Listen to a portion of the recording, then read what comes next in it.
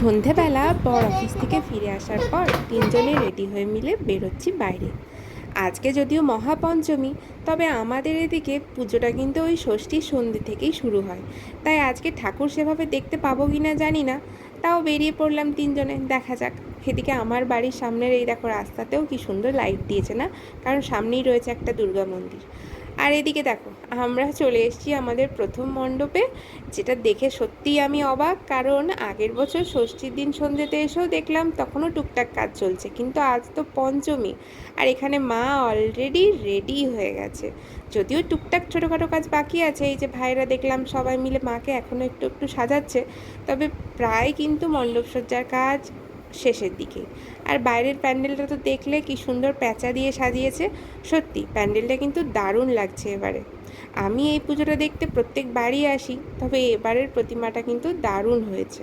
এদিকে আমরা চলে এলাম পরের আরেকটা ঠাকুর দেখতে, এখানেও দেখলাম মা কিন্তু একদম রেডি। আর এখানে প্যান্ডেলটাও খুব সুন্দর হয়েছে। এখানেও বেশ খানিকক্ষণ দাঁড়িয়েছিলাম, তবে আজকে রাস্তায় ভিড়টা অনেকটাই কম, যেহেতু পঞ্চমী বলে।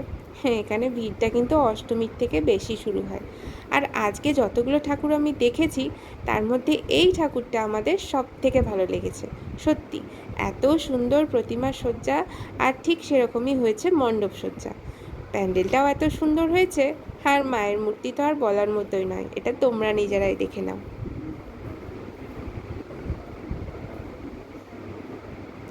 আর আজকে যেহেতু ভিড়টা একদমই নেই, তাই বেশ খানিকক্ষণ দাঁড়িয়ে এখানে মনের মতো সেলফি তুলতেও পারলাম, আর ভালো করে ভিডিও করে নিতে পারলাম। আর এখানে কিন্তু ঢাকও বাজছিল।